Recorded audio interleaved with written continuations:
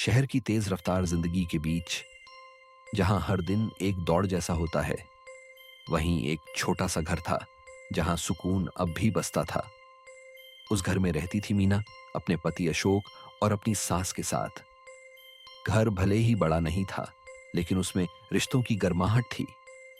हर सुबह की शुरुआत एक नई उम्मीद के साथ होती थी, लेकिन समय हमेशा एक जैसा नहीं रहता।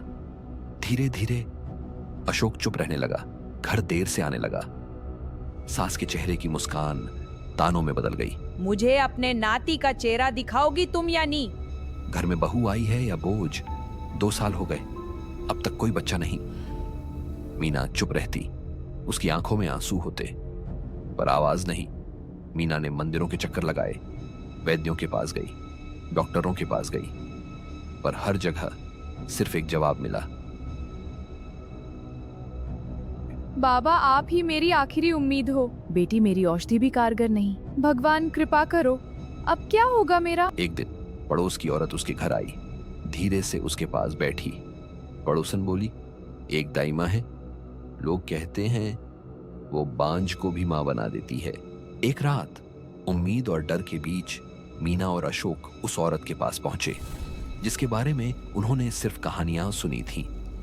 शहर के एक पुराने और सुनसान कोने में बना वो घर बाहर से ही अजीब सा सन्नाटा लिए हुए था। अंदर कदम रखते ही हवा में एक अजीब सी गंध महसूस होती थी, जैसे कुछ पुराना, कुछ छुपा हुआ। वहां बैठी वो बूढ़ी औरत शांत थी, लेकिन उसकी आंखें सब कुछ देख रही थीं। उसने मीना को एक साधारण सी कपड़े की गुड़िया दी, जो दिखने में बिल्कुल आम थी, लेकिन उसमें कुछ ऐसा था जो उसे अलग बनाता था। मीना को कहा गया कि वो इस गुड़िया को अपनी संतान की तरह रखे, उसकी देखभाल करे, उसे ये प्यार तुम्हारे दे, लिए बहुत और एक जरूरी है। चेतावनी भी दी गई। इसे संभल के रखना। एक ऐसी चेतावनी जिसे नजरअंदाज करना बहुत भारी पड़ सकता था। दिन बीतने लगे और मीना ने उस गुड़िया को सच में एक बच्चे की तरह अपनाया। धीरे धीरे एक चमत्कार हुआ, मीना मां बनने वाली थी। घर में फिर से खुशियां लौट आईं, रिश्तों में आई दूरियां फिर से मिटने लगी। सब कुछ फिर से वैसा ही हो गया जैसा पहले था। समय के साथ मीना ने एक बच्चे को जन्म दिया। घर में खुशियों की लहर दौड़ गई, हर चेहरे पर मुस्कान थी, जैसे लंबे इंतजार के बाद इस घर को उसकी सबसे बड़ी खुशी मिल गई हो। लेकिन इन सब खुशियों के बीच मीना के मन में एक बात बार बार उभर रही थी, वो चेतावनी जो उसे दाइमा ने दी थी। उसकी आवाज अब भी उसके कानों में गूंज रही थी। मीना ने बिना देर किए अपने पति से बात की और उसे याद दिलाया कि उस गुड़िया को उसी तरह मिट्टी में दबाना होगा जैसा बताया गया था, क्योंकि अगर उस चेतावनी को नजरअंदाज किया गया तो इसकी कीमत बहुत भारी हो सकती थी। एक सुनसान रात, जब चारों तरफ सन्नाटा फैला हुआ था, उस जगह जहां गुड़िया को मिट्टी में दबाया गया था, वहां हलचल होने लगी। अंधेरे में एक आवारा कुत्ता धीरे धीरे उस मिट्टी को खोदने लगा, जैसे उसे किसी चीज की गंध मिल गई हो, या जैसे कोई उसे वहां तक खींच कर लाया हो। कुछ ही देर में वो गुड़िया, जो हमेशा के लिए दफन कर दी गई थी, मिट्टी से बाहर आ चुकी थी। कुत्ता उसे अपने मुंह में दबाकर अंधेरे में कहीं दूर ले गया, और उसी पल दूर शहर के उस छोटे से घर में एक मासूम सा बच्चा अचानक बेचैन हो उठा। उसकी सांसें तेज हो गईं, उसका शरीर तड़पने लगा, जैसे उसके चारों तरफ कोई अदृश्य साया धीरे धीरे अपना कब्जा जमा रहा हो। अगले दिन सब कुछ सामान्य लग रहा था। मीना की सास बच्चे को गोद में लिए बैठी थी, लेकिन धीरे धीरे बच्चे का चेहरा बदलने लगा। उसकी पुतलियां गायब होकर आंखें पूरी तरह सफेद हो गईं, चेहरे पर काली नसें उभर आईं और होठों पर एक अजीब सी मुस्कान। वो मुस्कान किसी मासूम बच्चे की नहीं थी। उस पल सास समझ गई, उसकी गोद में जो है वो बच्चा नहीं है, मीना की सांस की रूह कांप उठी। माँ जी, आपको कोई कोई गलत फहमी हुई है। एक ऐसा साया जो इंसान नहीं था। उसकी आंखें सीधे सांस को घूर रही थी और उसके होठों पर धीरे धीरे फैलती हुई एक डरावनी मुस्कान। मीना और अशोक किसी काम से बाहर गए हुए थे और घर में सिर्फ मीना की सांस थी और वो बच्चा। शुरुआत में सब कुछ सामान्य लग रहा था, लेकिन धीरे धीरे उस सन्नाटे में एक अजीब सी बेचैनी घुलने लगी। कमरे की हवा भारी होने लगी, जैसे कोई अदृश्य चीज धीरे धीरे उस जगह को घेर रही हो। सांस ने खुद को संभालने की कोशिश की।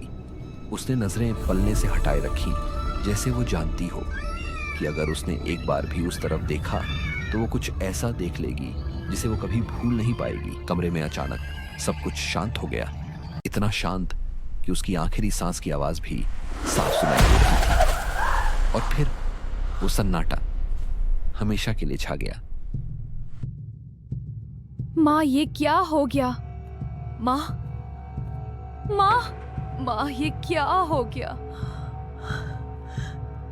सास की मौत के बाद घर में सब कुछ बदल चुका था। कुछ दिनों तक हर कोना उदास और खामोश रहा, लेकिन धीरे धीरे जिंदगी फिर से सामान्य होने लगी। मीना अपने बच्चे में व्यस्त हो गई। उसे लगने लगा कि शायद अब सब ठीक हो चुका है, लेकिन सच अभी भी वहीं था, छुपा हुआ, सही समय का इंतजार करता हुआ। एक दिन जब मीना अपने बच्चे की मालिश कर रही थी, अचानक उसके हाथ रुक गए। बच्चे का शरीर धीरे धीरे ठंडा महसूस होने लगा। उसकी आंखें धीरे धीरे बदलने लगी, पुतलियां गायब हो गईं और सफेदी फैलने लगी। चेहरे पर काली नसें उभर आईं। मीना की सांसें तेज हो गईं। वो पीछे हटने लगी और तभी वो बच्चा धीरे धीरे जमीन से ऊपर उठने लगा, जैसे उसे कोई अदृश्य ताकत हवा में थामे हुए हो। और अशोक ने एक बार फिर उसी औरत को बुलाया। वो आई, लेकिन इस बार उसकी आंखों में वो शांति नहीं थी। उसने बच्चे को देखा और बिना कुछ कहे उसकी कलाई पर एक काला धागा चलो बांध इधर दिया। आओ, क्या हुआ है? बच्चे के लिए कुछ जरूरी बात करनी है। कमरे का माहौल और भारी हो गया, जैसे वो जानती हो कि अब वक्त बहुत कम बचा है। उसने बस एक बात कही, या शैतान उस गुड़िया को बचाने की पूरी कोशिश करेगा। किसी भी तरह के छलावे में मत आना, वरना शायद ही तुम बच पाओ। अशोक बिना समय गंवाए उसी जगह पहुंचा जहां उसने गुड़िया को दबाया था। रात गहरी थी और चारों तरफ सन्नाटा। वो मिट्टी को खोदता रहा बार बार, लेकिन गुड़िया वहां नहीं थी, जैसे वो खुद चलकर कहीं और चली गई हो। आखिरकार बहुत ढूंढने के बाद उसे वो मिल गई।